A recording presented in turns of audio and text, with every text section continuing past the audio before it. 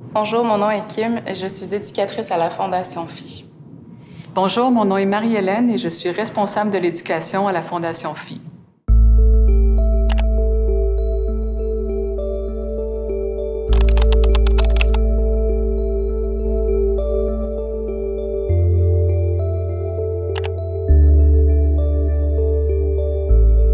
Les deux artistes de cette capsule, Vamiret puis Chunhwa Catherine Dong, explorent la manière dont les technologies peuvent leur permettre de réimaginer puis de reconstruire leurs identités. Elles s'intéressent toutes les deux au thème du glitch, le bug en français ou raté technologique.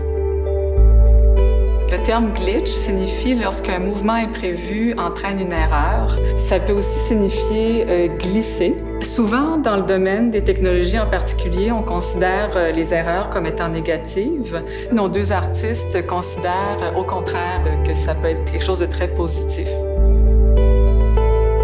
En fait, on peut apprendre beaucoup du glitch. On peut devenir soi-même un glitch au sein de divers systèmes de pouvoir qui cherchent à réprimer nos identités. Et en faisant ça, on résiste à ces systèmes.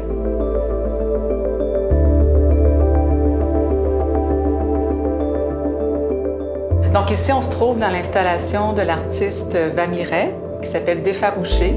Vamiret, c'est une artiste montréalaise qui est d'origine brésilienne. Et puis, Défarouché, c'est une installation qui occupe tout l'espace.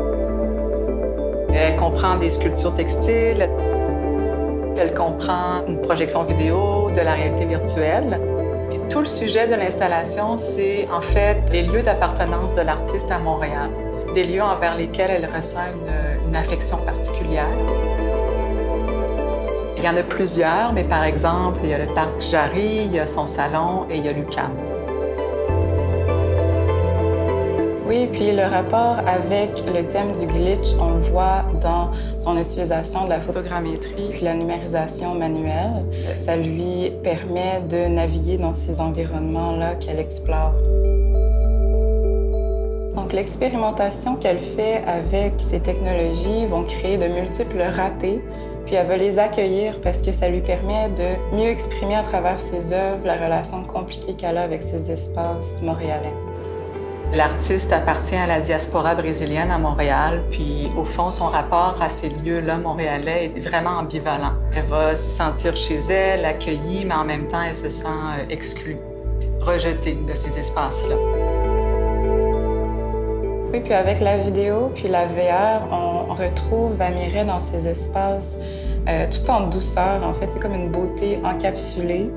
Puis elle est aussi à la fois heurtée à des pointes agressives qui sont des ratés de la photogrammétrie. Donc on comprend un contraste dans ses émotions.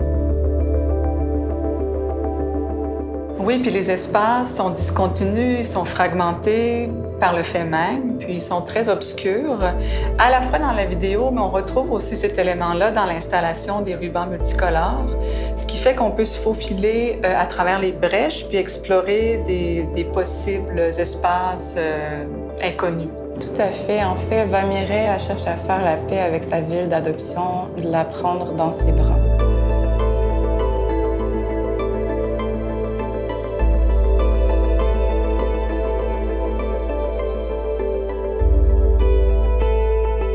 Alors ici, on a la chance de pouvoir voir plusieurs œuvres de l'artiste Chunhwa Catherine Dong, qui est une artiste basée à Montréal, d'origine chinoise. Tout comme Vamiret, elle utilise les diverses technologies pour explorer son identité personnelle à travers ses œuvres. Oui, avec Mulan, on plonge dans cet univers virtuel, puis on découvre cette figure folklorique chinoise. Alors que la guerre éclate, Mulan déguise son identité pour pouvoir prendre la place de son père âgé à la guerre. Puis en fait, l'artiste la transforme en figure féministe en la transposant dans le fond des océans, qui est en soi un espace fluide et mouvant. Ça lui permet de se faufiler dans des structures rigides qui fixent son identité de genre, qui briment sa capacité d'agir. Comme ça lui ouvre des possibles assez infinis.